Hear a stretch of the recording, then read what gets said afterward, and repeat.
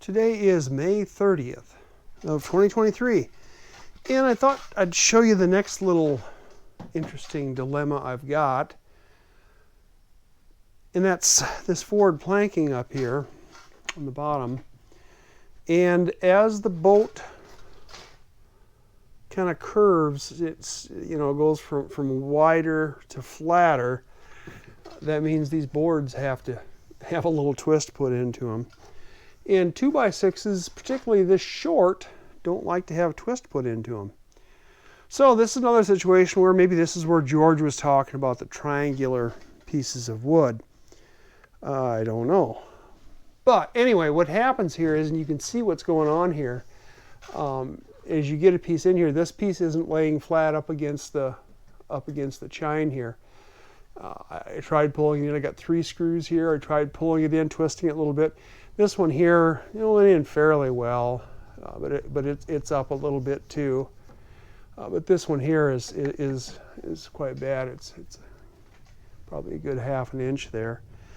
And then of course they're laying more or less flat down here in the rabbet on the keel. You could do it the other way. You could lay them flat here, and then they'd be canted down here on the keel. So maybe that's the thing George was talking about, the triangular pieces. What that would allow you to do is if you did wider pieces here, you could lay them flat there and then come up here, and it would be narrower, and you wouldn't have as much of this offset on there. You'd still have some, of course, but then you could plane that off. Now this one's going to have to come off. So I was kind of trying to see what this would look like if I put smaller pieces in here. About the narrowest piece that I want to put in here is like what I've got here, is 1½ inch. Simply because you still want to get some screws in here to hold it on there. Even if it's a narrower piece of wood, you still want to screw it on. And of course, once we get here, we've got no bilge stringers whatsoever, so it's just going to be the 2x in here.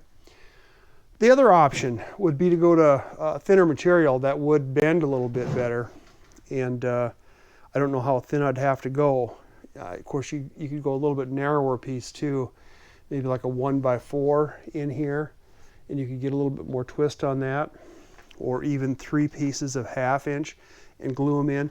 That probably would be the best way to do it, would be to put thinner layers in and just laminate them in with epoxy. I think that would be the strongest, because you could get a little bit wider pieces of wood. And of course, 2 or 3 laminations with epoxy in there is going to be stronger even than just a single piece of wood would be. So we'll have to see what I end up with in the end here. If I do something like this where I'm working with narrower pieces, and you still have this little step here, I mean, that's fine. You can plane that off again, use a power plane and smooth that, and then you'd have a little bit of offset here, which you'd have to fill with thickened epoxy. So you'd still have more or less the thickness, just a little bit of it, 1/4 inch or whatever would be thickened epoxy versus wood, which is all right too. That's not going to hurt anything. But so I don't know which way I'm going to go yet. I guess it might be faster just putting small pieces in.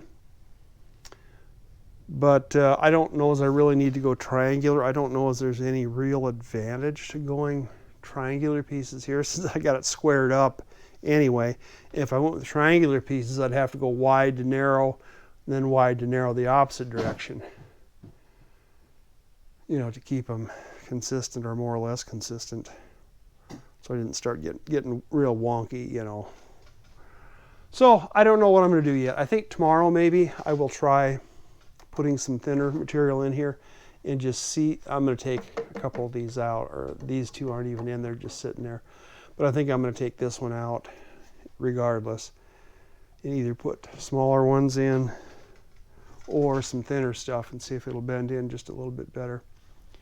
I guess the other option would be to literally plane down, an edge of these. But geez, you'd have to do that as kind of a taper.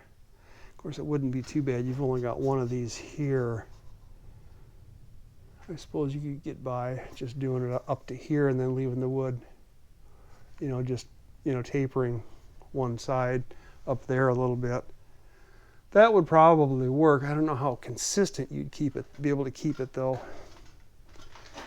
Yeah, I don't know. But that's my next conundrum. After I put a hole in my foot the other day, I knocked this off the tool bench here, or the tool cart here, and you can see how nice and sharp and pointy these are. It dropped straight down on my foot. I don't know how far it went in, but let's put it this way. I took my shoe off and I checked the bottom of my foot to see if there was a hole in the bottom of the foot too. But it's, you know, yeah, it is what it is. It was sore I did it earlier yesterday.